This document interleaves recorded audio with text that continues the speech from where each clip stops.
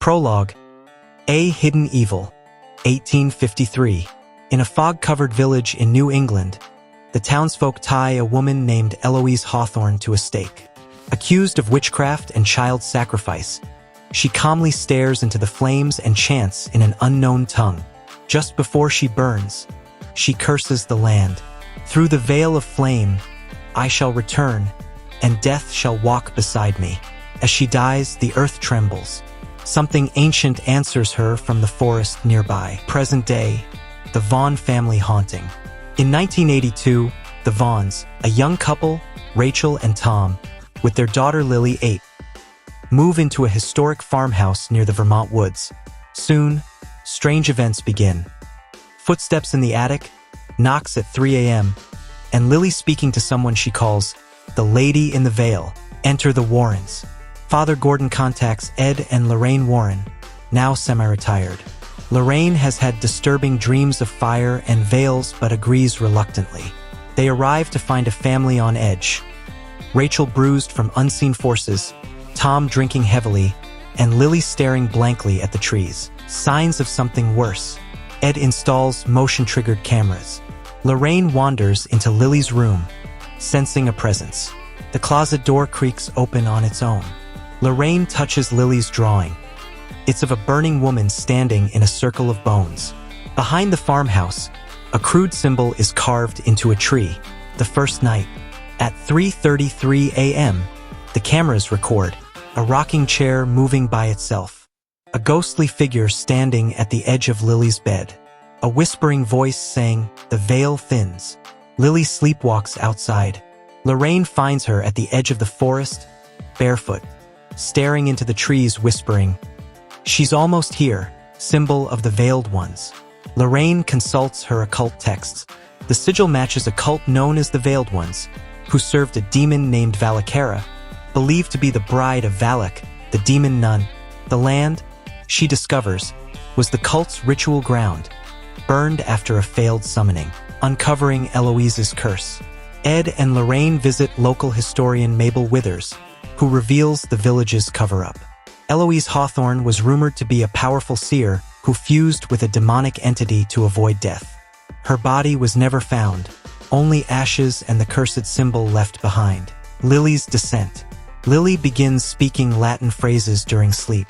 Her eyes turn completely black for brief moments. Lorraine senses the spirit of Eloise inside her, growing stronger.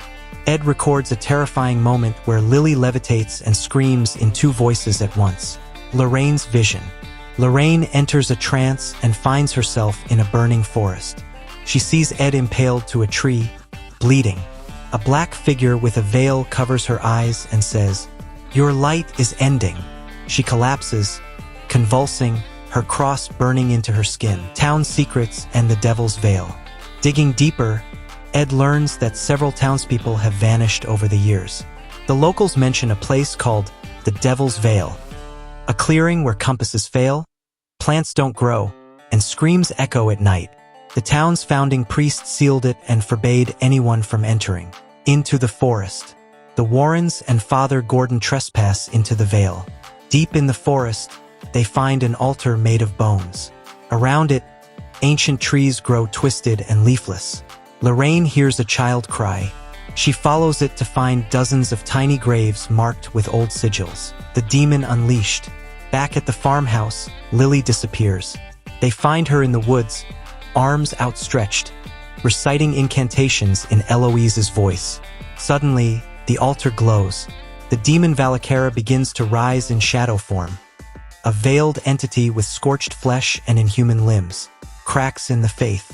Ed blames himself for bringing Lorraine into this again. His heart condition worsens. Lorraine refuses to stop, claiming she's the only one who can reach Lily's soul. Father Gordon begins to doubt his own faith when the demon taunts him with visions of hell. Valakara's true form. During an intense spiritual battle, Valakara reveals its true face. Part Eloise, part charred woman, and part Valak's nun form, wrapped in a shroud of black silk and thorns. It tells Lorraine, "The bride has returned. The nun was only my herald." This implies the previous hauntings were precursors to this resurrection. the forbidden rite. The Warrens seek help from Father Marcos, an excommunicated priest who mastered forbidden exorcisms. He suggests an ancient rite that could sever the connection, but it involves temporarily killing the possessed to isolate the demon from the soul. Blood Moon Ritual. On the night of a blood moon, they return to the veil clearing. With symbols, relics, and fire, the ritual begins. Lily is sedated and enters death-like trance. Lorraine astrally projects to follow her into the spirit realm. Demons attack her mentally and physically. Sacrifice of the light. Valakara tempts Lorraine with the chance to reunite with her dead daughter.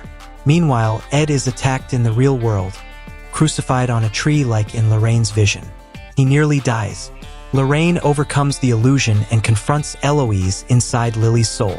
The final confrontation. Lorraine calls on the Archangel Michael in a powerful invocation. The forest is consumed in light. The demon shrieks, pulled apart by chains of divine fire. Lily gasps back to life, and the veil burns. Trees collapsing, the altar crumbling to dust. The morning after, Lily is safe. Ed is alive, barely. The forest seems lighter, warmer. The townspeople gather to witness the destruction of the cursed land. Father Gordon blesses the ground. Lorraine looks back one last time, still unsure if it's truly over. Epilogue, a warning remains. At home, Lorraine paints a haunting image of Valakara standing behind a burning veil.